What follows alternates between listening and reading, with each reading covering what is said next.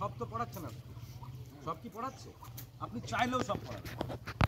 মনে করুন আপনার মনে হলো আমি 10 ক্লাস পাস করার পরে আমি এরকমই যেমন 10 ক্লাস পর্যন্ত সব বিষয় নিয়ে পড়লাম, ইতিহাস জানলাম, ভূগোল জানলাম, বিজ্ঞান জানলাম, কলা জানলাম, অঙ্ক জানলাম, তাহলে আমি আগামী দিনে পুরোটা এরকম পড়াশোনা করবো, সবটা বিষয় পারছিলাম তো পড়তে। আমরা মাধ্যমিক পর্যন্ত কি আমরা কোন ভূগোলে কতক্ষণ বৃষ্টিপাত হয়, কোথায় কেন পর্বত তৈরি হয়, কেন লাভা তৈরি হয়, আমরা ভূগোলে শিখে গেছি।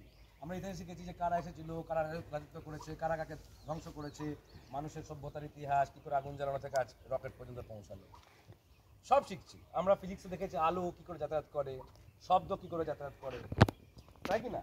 এগুলো তো মোটামুটি আমরা জানি।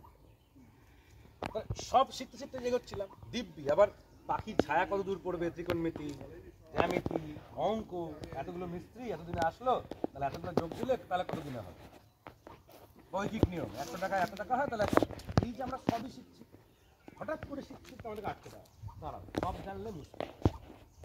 এবার বলে হয় তুমি কলা নিয়ে পড়ো, অথবা বিজ্ঞান নিয়ে পড়ো, অথবা অর্থনীতি নিয়ে পড়ো, কমার্স নিয়ে পড়ো, ঠিক আছে? অথচ কিন্তু এই 10 ক্লাস পর্যন্ত যে মানুষগুলো এগোচ্ছিল তারা কিন্তু সবটা বিষয় নিয়ে এগোচ্ছিল, থামিয়ে দেওয়া।